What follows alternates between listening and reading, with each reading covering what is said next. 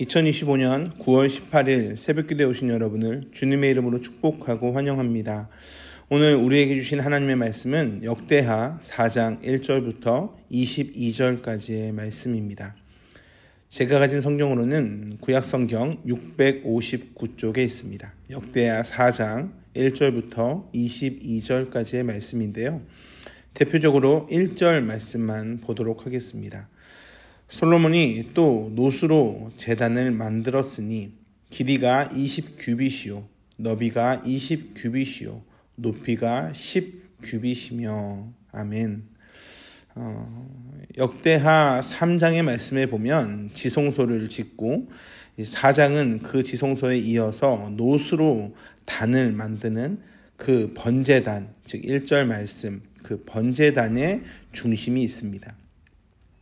번제단은 4장에 나오는 모든 물건을 접근할 수 있게 하는 그런 통로의 역할을 합니다. 번제단이 없다면 그 이외의 기구들, 향단, 등대, 그릇 이런 모든 것, 즉 모든 사람들을 대표하는 것도 이제 번제단을 통과하지 않으면 접근할 수 없는 것이 됩니다. 우리가 역대기를 왜 기록했는지를 놓지 말아야 합니다. 포로에서 귀환한 자들에게 용기를 주고 격려하기 위해서 역대기는 기록되어 있습니다. 그래서 역대상은 족보로 시작하고 역대하는 성전으로 시작합니다. 왜냐하면 역사적 족보와 또한 역사적 사실인 성전은 하나님이 저들과 함께 하신다는 강력한 증거가 되기 때문에 그렇습니다. 지성소에 들어가기 위해서 그럼 무엇이 필요한가? 번제단이 필요합니다. 번제단은 어떤 곳입니까? 피가 흐르는 곳입니다. 그래서 히브리서 10장 19절과 20절의 말씀에 보면 그러므로 형제들아 우리가 예수의 피를 힘입어 성소에 들어갈 담력을 얻었다라고 말씀하시고 또한 그 길은 우리를 위하여 휘장 가운데로 열어놓으신 새로운 살길이고 또한 휘장은 그의 육체다. 즉 그리스도의 대속으로 우리가 하나님께 나아갈 수 있게 되었다는 것을 증거합니다. 이 말씀을 역대하 4장을 중심으로 말씀을 드리면 죄인된 우리가 번제단에서 흘린 피로 그 피가 우리의 마음에 이제 뿌리가 되어서 양심으로 이제 적용되는 그런 모든 악을 이제 깨닫게 됩니다. 그래서 물두멍에서 몸을 맑은 물로 씻어내고 참 마음과 온전한 믿음으로 지성소에 임재하시는 하나님께 나아갈 수 있게 됩니다. 그러니 우리가 매주마다 드리는 그 예배는 사실 어마어마하게 귀한 예배입니다. 죄인인 우리가 드리고 싶어도 드릴 수 없는 그러한 예배를 번제단에서 제물 되시는 그리스도 그의 피를 힘입어 예배를 드릴 수 있게 되었습니다. 기도할 수도 있게 되었습니다. 그 결과 우리는 은혜의 보좌로 담대하게 나아갑니다. 그냥 나아가는 것이 아니라 확실한 근거를 가지고 담대하게 나아갑니다.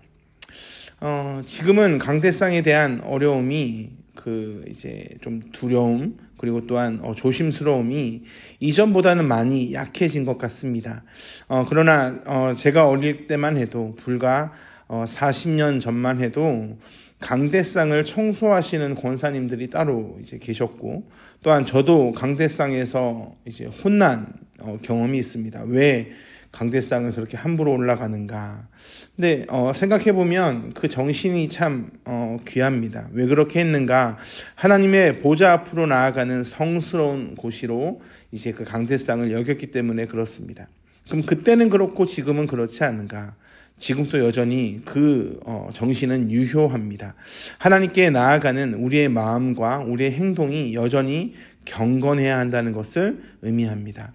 말씀을 보면 성전 기물이 나옵니다. 성전 밖에 있는 것은 노수로 만들고 성전 안에 설치된 것은 금으로 만듭니다. 여기에서 노는 하나님의 거룩 앞에서 사람의 부정을 씻기 위한 도구들에 이제 사용이 됩니다. 그래서 우리의 삶에서 먼저 정결함과 회개가 있어야 예배로 나아갈 수 있다라는 메시지로 볼 수 있습니다. 물두멍, 놋으로 만들죠. 또한 번제단, 놋으로 만듭니다. 그러니까 이런 정결함과 회개가 필요한 것을 다 놋으로 만드는 겁니다. 이것이 또한 어떻게 연결되냐면 그리스도의 십자가를 상징하는 장대에 달린 뱀, 이 뱀을 본 자만 산다라고 했던 그 장대에 달린 뱀을 무엇으로 만드는가? 놋으로 만듭니다. 그가 우리를 대신하여 심판당하실 모형이 되기 때문에 그렇습니다. 그러니까 우리의 더러움, 이런 깨끗함을 위해서 놋을 이제 공통적으로 사용한다는 것을 확인하게 됩니다. 반면 금은 불변하는 하나님의 신성에 대한 상징이 됩니다. 1절 하반절을 보면 놋으로 제단을 만듭니다. 그 크기가 어떻게 되는가? 길이가 20규빗이요, 너비가 20규빗이요, 높이가 10규빗입니다. 번제단의 규모가 커졌습니다. 모세가 만들었던 그 번제단의 규모는 출애굽기 27장에 보면 너는 조각목으로 길이가 5규빗, 너비가 5규빗, 그런 제단을 만들되 네모 반듯하게 하며 높이는 3규빗, 이렇게 말씀합니다. 그러니까 조각목으로도 만드는 뿐만 아니라 그 크기도 다릅니다. 근데 다윗에게 말씀하시는 크기는 이제 길이, 너비, 높이가 어마어마하게 커졌습니다. 그러니까 크기는 대략 75배나 더 커졌습니다. 엄청나게 큰 번제단이 됩니다. 그 설계도를, 다윗이 받았던 그 설계도를 솔로몬이 역대상 28장에 받지 않았습니까? 항상 말씀드리지만 하나님은 대화가 되지 않는 분이 아닙니다. 하나님은 굉장히 인격적이시고 우리의 마음을 받기를 기뻐하십니다. 왜 모세의 시대와 다윗 시대의 번제단이 다른가? 시대가 다르기 때문에 그렇습니다. 광야 시대에는 먼 길을 운반해야 합니다. 그 먼 길을 그 큰 규모의 번제단을 만들어서 운반할 수 있습니까? 그럴 수 없습니다. 누가 들 수 있겠습니까? 지금 크기보다 75배나 더 큰 번제단을 누가 들 수 있겠습니까? 그러나 이제는 자리를 잡은 신정 왕국입니다. 그 왕국이 번제단을 크게 지을 수 있게 됩니다. 그래서 크게 지으라고 하시는 겁니다. 그래서 2절에도 바다도 크게 만들고 물두멍의 규모도 커지고 등대도 하나가 아니라 10개나 만듭니다. 크기는 커졌지만 변하지 않는 것도 있습니다. 그것은 번제단, 물두멍, 등대, 이러한 물건들이 있어야 할 그 위치가 변하지 않습니다. 굉장히 중요한 것입니다. 진리는 변하지 않는다는 것을 이런 물건을 통해서도 우리에게 확실하게 보여줍니다. 이것을 통해 우리에게 알려주시는 것은 그 크기가 아니라 그 의미에 있습니다. 나중에 이러한 말씀이 나오는데 성전이 무너지고 다시 성전을 지었을 때 이전에 솔로몬의 영광을 본 자들은 통곡합니다. 그리고 또한 새로 성전을 본 자들은 환호합니다. 왜 통곡합니까? 그 영광이 무너져 있고 새로 지어진 성전은 초라하기 때문에 그렇습니다. 그때 하나님께서 하시는 말씀을 우리는 심령에 새겨야 합니다. 학개서 2장 8절의 말씀을 보면 은, 금 이런 것은 중요하지 않다라고 말씀하시면서 9절에 이 성전의 나중 영광이 이전 영광보다 크리라 라고 말씀하십니다. 즉 은과 금으로 지으면 하나님이 기뻐하시는가? 그렇지 않습니다. 이를 통해 나타나실 메시아 언약을 잊지 말아야 한다는 것을 강조하고 계시는 겁니다. 교회의 역할이 무엇을 감당해야 되는가? 최근에 보면 참 어려운 것이 서로 대화하고 관계를 맺는 커뮤니티의 역할을 교회가 감당하고 있는 것 같아서 때로는 참 마음이 어렵습니다. 물론 교회는 관계를 맺어야 합니다. 그러나 말씀 안에서 관계를 맺고 기도 안에서 관계를 맺어야 합니다. 그런데 말씀이 없고 기도가 없는 그저 관계만 맺는 커뮤니티가 잘 이루어지는 그러한 대형 교회가 많은 젊은 사람들이 찾는 교회가 됩니다. 이해를 못하는 것은 아닙니다. 충분히 이해가 됩니다.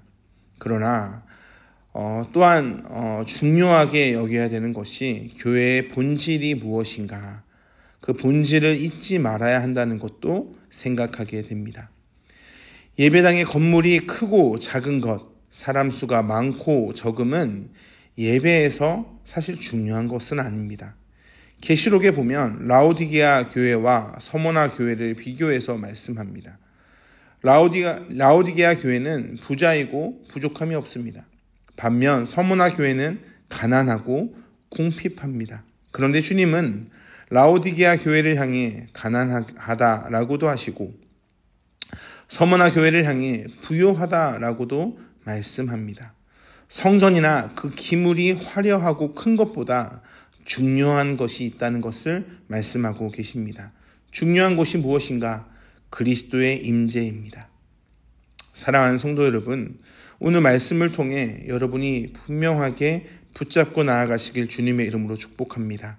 보여지는 것이 중요하지 않는가? 아니요, 중요합니다. 행위가 중요합니다. 나타나는 것이 중요합니다. 필요합니다. 그러나 진리는 변하지 말아야 합니다. 어떤 영화 대사에서 멋이 더 중요한디라고 하셔. 무엇이 더 중요하겠습니까? 당연히 진리가 중요합니다. 복음을 구하고 복음이 흘러가고 복음을 살아내어 오늘 또 그리스도를 만나시길 주님의 이름으로 축복합니다. 그리스도를 구하고 그분을 통한 삶을 살아내시길 주님의 이름으로 축복합니다. 기도하겠습니다.